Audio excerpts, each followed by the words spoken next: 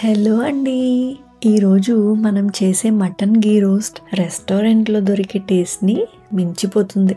నెయ్యిలో స్లోగా కుక్ చేసిన జ్యూసీ మటన్, మసాలాల ఘాటుతో ఫ్లేవర్, కలర్, అరోమా ప్రతి స్టెప్లో సువాసన మీ కిచెన్ మొత్తం నింపేస్తాయి.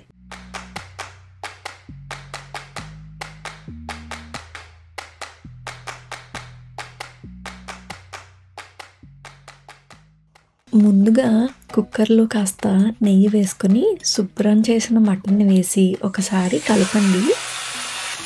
తరువాత కాస్త ఉప్పు, కారం, పసుపు, అల్లం వెల్లుల్లి పేస్ట్, ఒక రెమ్మ కరివేపాకు, ఒక 3 పచ్చిమిరపకాయలు, పుదీనా వేసి బాగా కలిపి ఒక 5 మినిట్స్ లో ఫ్లేమ్లోనే మగ్గనివ్వండి.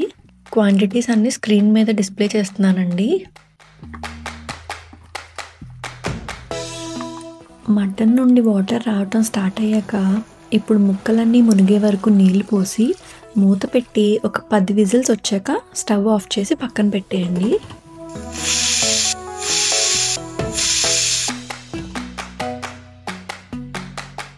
మటన్ ఆల్మోస్ట్ ఒక 70% కుక్ అయిపోయిందండి. ఇప్పుడు ఒక కడాయి తీసుకొని అందులో కాస్త నూనె అలాగే నెయ్యి వేసి తరిగిన ఉల్లిపాయలను వేసుకుని కదుపుతూ మగ్గనివ్వండి. ఒక 2 నిమిషాల పాటు ఇలా కదుపుతూ కుక్ చేశాక కాస్త ఉప్పు అలాగే పసుపు వేసి కలుపుకోండి. ఇప్పుడు కాస్త అల్లం వెల్లుల్లి పేస్ట్ వేసి బాగా పచ్చివాసన పోయేదాకా వేగనివ్వండి. తర్వాత ఉడికించిన మటన్ వేసి బాగా కలిపి మూత పెట్టి వాటర్ అంతా దగ్గర అయ్యేదాకా మధ్య మధ్యలో కలుపుతూ కుక్ చేసుకోండి. నేను స్టవ్ని మీడియం ఫ్లేమ్లోనే పెట్టి కుక్ చేస్తున్నానండి. నాకు ఆల్మోస్ట్ 10 మినిట్స్ వరకు పట్టింది. ముక్క అంతా పర్ఫెక్ట్గా కుక్ అయిపోయిందండి. ఇలా దగ్గరకు అయ్యాక మీ టేస్ట్కి తగ్గట్టు ఉప్పు, కారం యాడ్ చేసుకుని అలాగే కాస్త మిరియాల పొడి, గరం మసాలా, మటన్ మసాలా వేసి బాగా కలుపుతూ కుక్ చేయండి.